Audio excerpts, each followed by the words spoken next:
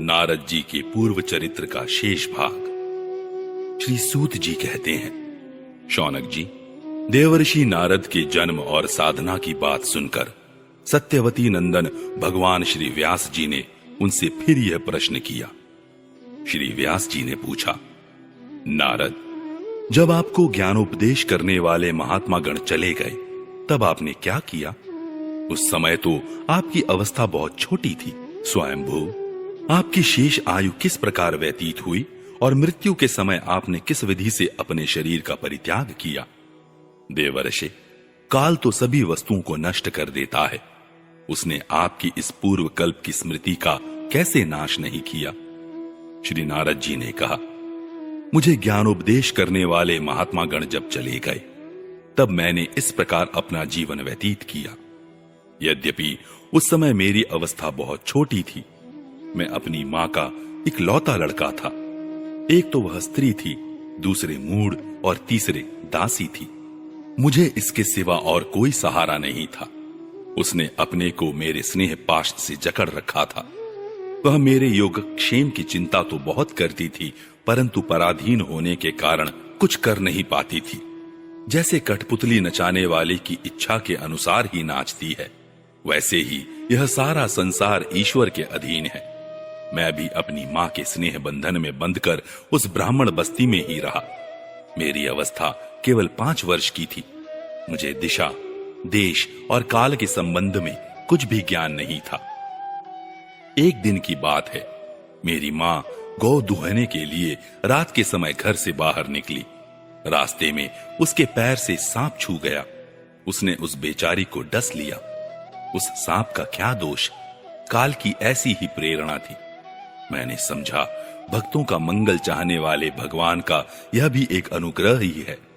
इसके बाद मैं उत्तर दिशा की ओर चल पड़ा। उस ओर मार्ग में मुझे अनेकों धन धान्य से संपन्न देश, नगर, गांव, अहीरों की चलती फिरती बस्तियां, खाने, खेड़े, नदी और पर्वतों के तटवर्ती पड़ाव, वाटिकाएं, वन उपवन और रंग बिरंगी धातुओं से युक्त विचित्र पर्वत दिखाई पड़े। कहीं कहीं जंगली वृक्ष थे, जिनकी बड़ी बड़ी शाखाएं हाथियों ने तोड़ डाली थी। शीतल जल से भरे हुए जलाशय थे, जिनमें देवताओं के काम में आने वाले कमल थे। उन पर पक्षी तरह तरह की बोली बोल रहे थे और भंवरे मंडरा रहे थे। यह सब देखते हुए मैं आगे बढ़ा। मैं अकेला ही था। इतना लंबा मार्ग तय करने पर मैंने एक घोर गहन जंगल देखा। उसमें नरकट, बांस, सेंठा, कुश, कीचक आदि खड़े थे। उसकी लंबाई चौड़ाई भी बहुत थी और वह सांप, उल्लू, स्यार आदि भयंकर जीवों का घर हो रहा था। देखने में बड़ा भयावना लगता था। चलते चलते मेरा शरीर और इंद्रियां शिथिल हो गईं। मुझे बड़े जोर की प्यास लगी। भूखा तो था ही। वहां एक नदी मिली। उसके कुंड में मैंने स्नान, जलपान और आचमन किया। इससे मेरी थकावट मिट गई। उस विजन वन में एक पीपल के नीचे आसन लगाकर मैं बैठ गया। उन महात्माओं से जैसा मैंने सुना था, हृदय में रहने वाले परमात्मा के उसी स्वरूप का मैं मन ही मन ध्यान करने लगा। भक्ति भाव से वशीकृत चित्त द्वारा भगवान के चरण कमलों का ध्यान करते ही भगवत प्राप्ति की उत्कट लालसा से मेरे नेत्रों में आंसू छलछला आए और हृदय में धीरे धीरे भगवान प्रकट हो गए। व्यास जी, उस समय प्रेम भाव के अत्यंत उद्रेक से मेरा रोम रोम पुलकित हो उठा। हृदय अत्यंत शांत और शीतल हो गया।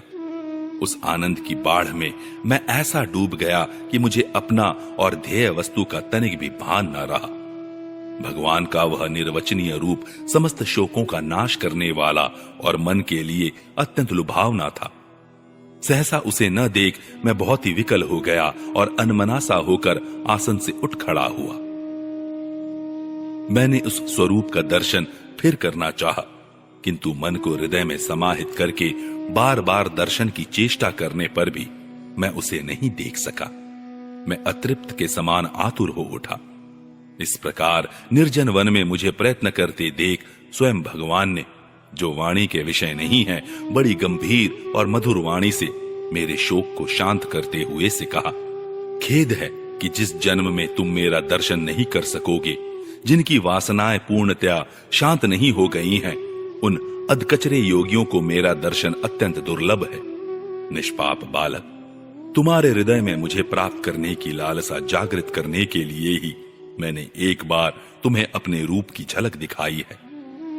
मुझे प्राप्त करने की आकांक्षा से युक्त साधक धीरे धीरे हृदय की संपूर्ण वासनाओं का भलीभांति त्याग कर देता है। अल्पकालीन संत सेवा से ही तुम्हारी चित्तवृत्ति मुझ में स्थिर हो गई है। अब तुम इस प्राकृत मलिन शरीर को छोड़कर मेरे पार्षद हो जाओ। मुझे प्राप्त करने का तुम्हारा यह दृढ़ निश्चय कभी किसी प्रकार नहीं टूटेगा।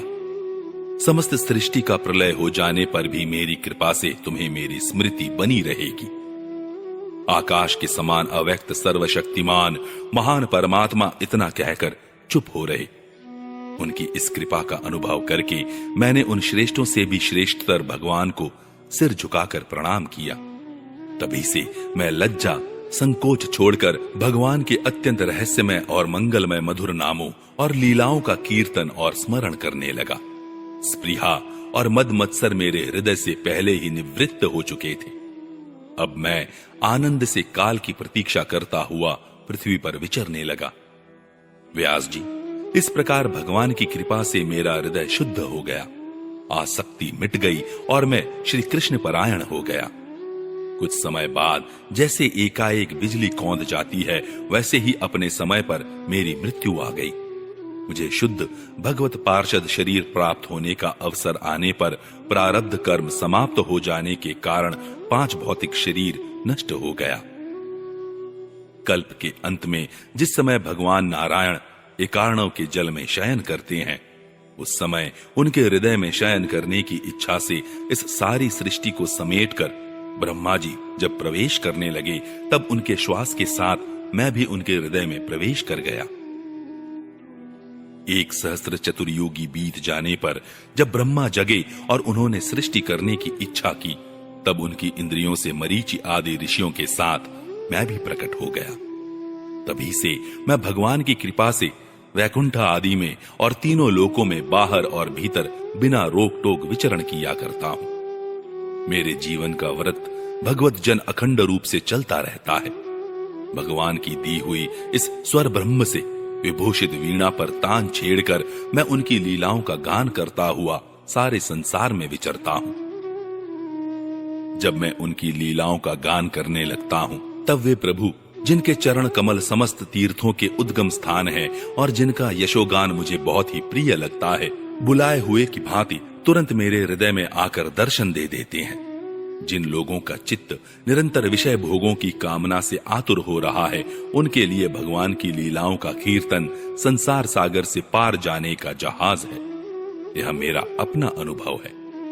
काम और लोभ की चोट से बार बार घायल हुआ हृदय श्री कृष्ण सेवा से जैसी प्रत्यक्ष शांति का अनुभव करता है, यम नियम आदि योग मार्गों से वैसी शांति नहीं मिल सकती। व्यास जी, आप निष्पाप हैं। आपने मुझसे जो कुछ पूछा था वह सब अपने जन्म और साधना का रहस्य तथा आपकी आत्मतुष्टि का उपाय मैंने बतला दिया। श्री सूत जी कहते हैं, शौनकादि ऋषियों, देवऋषि नारद ने व्यास जी से इस प्रकार कहकर जाने की अनुमति ली और वीणा बजाते हुए स्वच्छंद विचरण करने के लिए वे चल पड़े। आहा, ये देवऋषि नारद धन्य है, क्योंकि ये शारंग पाणी भगवान की कीर्ति को अपनी वीणा पर गा गाकर स्वयं तो आनंद मग्न होते ही हैं, साथ साथ स्त्रीता पतप्त जगत को भी आनंदित करते रहते हैं।